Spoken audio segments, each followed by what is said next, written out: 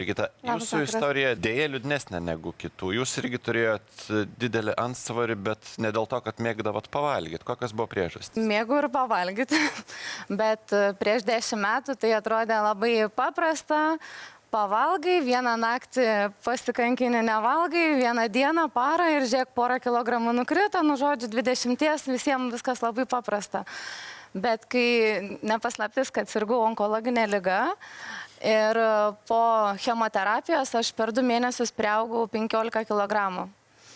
Aš ištinau visą nuo hormoninių vaistų ir tai buvo labai greitas svorio priaugimas.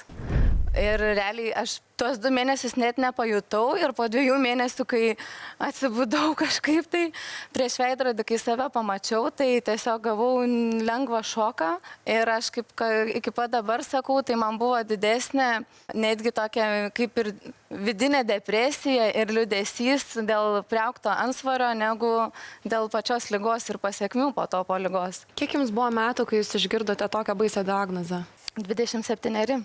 Bet tiesa, kad tyrimų rezultatai šokiravo ne tik jūs, bet ir gydytojus. Taip, rezultatai tai buvo palyginimui kiaušidžių vėžio norma yra 35 vienetai, o pas mane atėjo 989.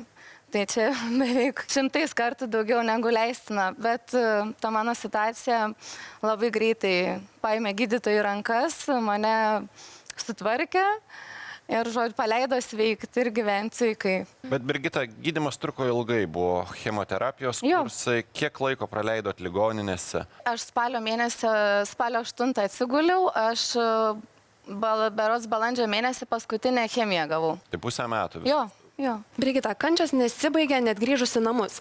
Tiesa, kad savęs nekentėt, negalėjo žiūrėti į veidrodį, realiai net pusmetį neišėjote iš namų. Taip drastiškai nebuvo, kad užsidaryčiau, bet tikrai buvo ir tokių kartų, kaip noriu kažkur išeiti į miestą, apsirengiu savo spintoje esančius drabužius ir jie akivaizdžiai buvo per ankšti. Aš pamatydavau save veidrodį ir liūdna pasidarydavo. Pasibjaurėdavau netgi savim, nusirengdavau, atsiguldavau į lovą, paverkdavau porą valandų ir niekur nebeišeidavau. Tokį turėjau laiko tarpą ir aišku visi aplinkiniai, tu čia nestresuok, tu džiaukis, kad tu, žodžiu, jau sveiksti, tavo situacija gerėja, tu labai gerai atrodai, žodžiu, visi šono žino, kaip tu atrodai, bet taip, kaip tu jauties, mes kiekvienas žinom, kaip mes norim jaustis, o ne taip, kaip aplinkiniam atrodo. Tai aš jaučiaus tragiškai. Brigita, norėdama sulieknėti, jūs įsigijot ir mitybos planą, ir abonementą į sporto klubą. Kaip sekėsi? Taip, aš buvau tradicinė moteris, kur norėjau greitai rezultatų čia ir dabar, kai jau supratau, kad jau turiu kažką daryti, puoliau daryti viską. Ir lankiau sporto klubą gal metus, tai aš ne tik, kad nenumečiau svorio, aš dar priaugau ir ten tikrai nebuvo raumenis.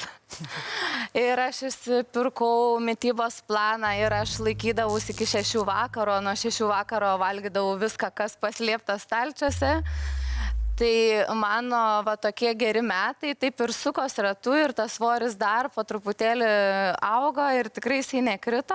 Ir po to visokios dietos prasidėjo iš interneto, iš draugių patarimų ir, žodžiu, 2+5 ir protarpiniai badavimai ir bandelių atsisakau, bet naktį privalgau. Nu, žodžiu, viską, ką tradicinė moteris daro, tą dariau ir aš.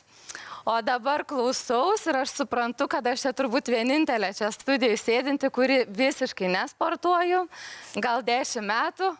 Nėra kuo didžiuotis, bet tiesiog aš labai nemėgstu sportuoti. Man atrodo asmeniškai tai tiesiog neįžeidžiant ir kažko neblogą turint, bet aš galvoju, kad tai yra laiko gaišimas man asmeniškai. Tai žodžiu, ieškojau aš tų būdų, vargau, kankinaus, skaičiavau tos maistus, vieną dieną viską iš šaldytuvo išmečiau, salotų krūvos, nu ir žodžiu, ten pusę to salotų po to reikėjo išmesti.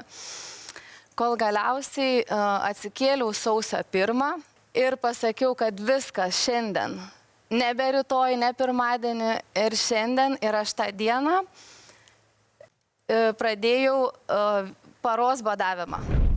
Kartą į savaitę paros badavimą. Ir aš tą sausio 1, kai pradėjau, aš per 4 mėnesius iš po savo ligos nusimečiau 11 kg per 4 mėnesius be jokių kitų gretutinių veiksmų. Ir tom likusiam 6 dienas aš valgiau kiaurai viską, ką noriu. Aš net ir šiandien atvažiuojant iš Šiaulių valgiau sumuštinį iš degalinės ir Coca-Colos buteliuką nebaigtą turiu mašinai.